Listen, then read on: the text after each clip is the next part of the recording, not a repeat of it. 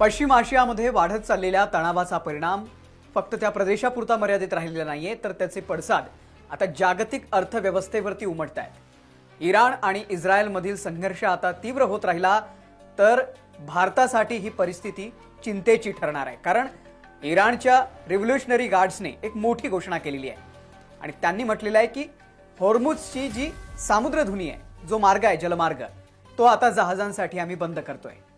हॉर्मुझच्या मार्गावर जर एकही शिप यापुढे दिसली तर तिला आम्ही आग लावू, असं त्यांनी म्हटलेलं आहे। आणि हा निर्णय इराण, अमेरिका, इस्रायल यांच्यातल्या संघर्षाच्या पार्श्वभूमीवरती घेण्यात आलेला आहे। त्यामुळे तेल वाहतुकीसाठी आता जगाची कोंडी होणार आहे, सगळीकडे तेलाच्या किमती वाढणार आहेत आणि याचा भारताच्या अर्थव्यवस्थेवर सुद्धा मोठा परिणाम होणार आहे। तेलाच्याच नाही तर कृषी क्षेत्रावर देखील याचा मोठा परिणाम होणार आहे।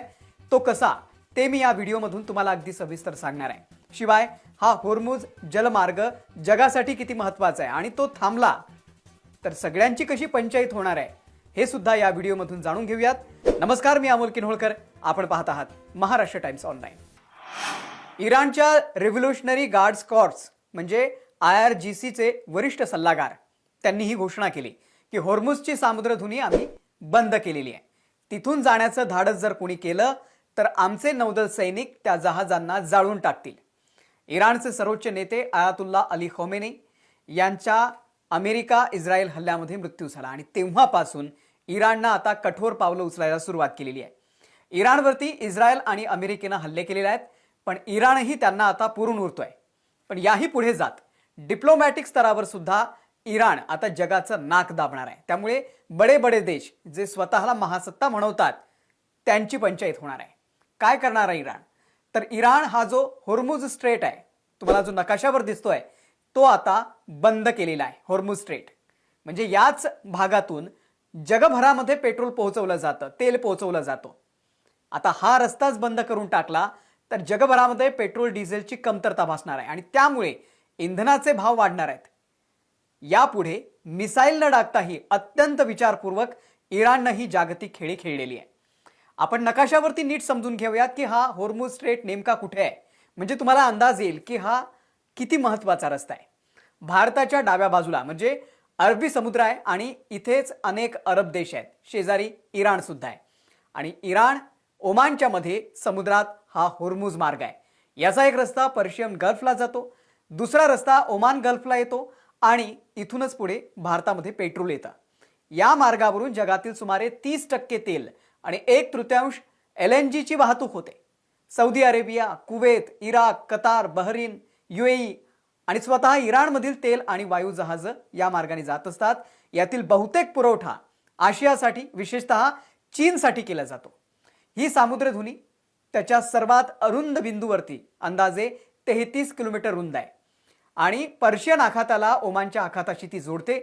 इराण आणि ओमान इथल्या पाण्यावरती नियंत्रण ठेवतात, परंतु हा एक आंतरराष्ट्रीय जलमार्ग मानला जातो जिथून जहाजांना जाण्याचा येण्याचा अधिकार आहे। दुबईसारखी ठिकाणं त्याच्या अगदी बाहेर आहेत।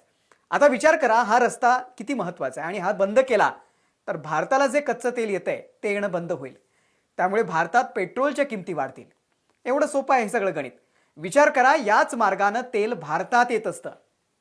एक बरं आहे की आपला देश फक्त याच तेलावरती अवलंबून नाहीये। आपण रशियाकडूनही घेतो, अमेरिका, आफ्रिका आणि लॅटिन अमेरिकेकडून सुद्धा तेल खरेदी करत असतो। त्यामुळे फक्त याच मार्गावरती आपण अवलंबून नाहीये। पण तरीही लवकरात लवकर जर ही परिस्थिती जी सध्या सुरू आहे ती पूर्वपदावरती आली नाही तर आपल्या देशामध्ये सुद्धा पेट्रोलच्या किमती वाढू शकतात। जर इथे वाहतूक थांबवली गेली तर देशात तेलाच्या किमती गगनाला भिडू शकतात। इराणने यापूर्वी अनेक वेळा हा मार्ग बंद करण्याची धमकी दिलेली आहे। आता या मार्गाने फक्त भारतातच तेल येतंय का? तर नाही, भारतासोबत चीनला सुद्धा याच मार्गाने तेल पुरवलं जातं। हा अत्यंत महत्त्वाचा मार्ग आहे, लक्षात घ्या। 50% तेल आणि गॅस आपला हा हॉर्मुझ खाडीतून येतो। 40% आपण कतार आणि इतर आखाती देशांमधून घेत असतो। पण फक्त तेलासाठीच नाही तर आपल्या निर्यात होणाऱ्या शिप्स देखील याच भागातून जात असतात। आपली जहाजं सुद्धा याच मार्गाने जात असतात। त्यामुळे निर्यातीवर देखील एक मोठा परिणाम होणार आहे। आता हॉर्मुझचा हा समुद्री मार्ग बंद करण्यासंदर्भात आंतरराष्ट्रीय कायदे काय म्हणतात? तर युनायटेड नेशन्सच्या म्हणजे UN convention on the law of the sea यानुसार हा मार्ग बंद केला जाऊ शकत नाही. याआधी जूनमध्ये देखील असा संघर्ष सुरू झाला होता. तेव्हा इराणनं अशी धमकी दिलेली होती की आम्ही हा रस्ता बंद करू. त्यांचं असं म्हणणं होतं की आम्ही सेल्फ डिफेन्ससाठी हे करतोय, हा आमचा भाग आहे, हा आमचा अधिकार आहे. UN मध्ये सुद्धा अमेरिकेची दादागिरी आहे. अमेरिका एका देशामध्ये जाऊन इतक्या भयानक पद्धतीनं हल्ले करते, तेव्हा जर UN मूग गिळून गप्प बसत असेल तर मग इराणनं आता हा मार्ग बंद केल्यानंतर त्यांना बोलण्याचा अधिकार आहे का? हा एक दुसरा नैतिकतेचा प्रश्न आहे. आंतरराष्ट्रीय स्तरावर देखील गावगाड्यामध्ये जसं राजकारण चालतंय त्याच पद्धतीचा हा सगळा प्रकार आहे. फक्त तेलच नाही तर इतर वस्तूंच्या म्हणजे आपल्या आयात निर्यातीवर देखील याचा मोठा परिणाम होणार आहे. जसं की खतांची आयात याच मार्गाने होतं, त्यामुळे शेतीसाठी खतांचा पुरवठा कमी झाला तर त्यांच्या देखील किमती वाढणार आहे. युरिया, DAP अशा महत्त्वाच्या खतांची आयात याच भागातून होते.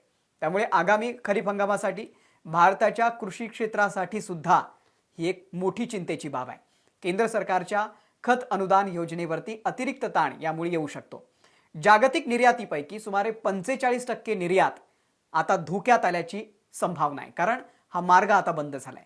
त्यामुळे आयात निर्यात जर अशीच धोक्यात आली तर याचा थेट परिणाम भारताच्या अर्थव्यवस्थेवरती आणि परिणामी जगाच्या अर्थव्यवस्थेवरती होणार आहे. त्यामुळे वाहतूक खर्च वाढेल, पर्यायी किमती वाढतील, आपल्या सगळ्याच गोष्टींवरती या सगळ्याचा परिणाम होऊ शकतो. अशा परिस्थितीमध्ये भारतासह चीनला मोठं नुकसान सहन करावं लागू शकतं. होर्मुझच्या सामुद्रधुनीमध्ये कोणताही अडथळा आल्यास तेल पुरवठ्यावरती घट होऊ शकते आणि माल वाहतूक आणि विमा खर्चात सुद्धा आता वाढ होऊ शकते. परिणामी कच्च्या तेलाच्या किमतीवरती याचा परिणाम होईल आणि असं झालं तर भारताचे आयात बिल वाढू शकतं. आशा करूयात की ही परिस्थिती लवकरात लवकर सामान्य होईल. आपण आशाच करू शकतो, कारण सध्या ज्या पद्धतीनं अमेरिका आणि इस्रायल इराणवरती ज्या पद्धतीनं हल्ले करते ते फार वेदनादायी आहे. आणि म्हणूनच इराणनं आता हा शेवटचा पर्याय म्हणून हा होर्मुझचा जो जलमार्ग आहे तो बंद केलेला आहे आणि या माध्यमामधून त्यांनी या सगळ्यांची हे जे सगळे आखातातले देश आहे त्यांचं नाक दाबण्याची यावेळी तयारी सुरू केलेली आहे. आणि हा जलमार्ग बंद होणं म्हणजे जगाच्या अर्थव्यवस्थेवरती याचा सगळ्याचा परिणाम होणार आहे, हे लक्षात घ्या. तुम्हाला या सगळ्याबद्दल नेमकं काय वाटतंय? इराणनं जे हे आता टोकाचं पाऊल उचललेलं आहे, हा जो होर्मुझचा जलमार्ग आहे तो बंद केलेला आहे, त्याबद्दल आपलं काय मत आहे? आणि अमेरिका, इस्रायल ज्या पद्धतीनं इराणवरती हल्ले करत आहे त्याबद्दल आपलं काय मत आहे? आम्हाला कमेंट करून नक्की सांगा.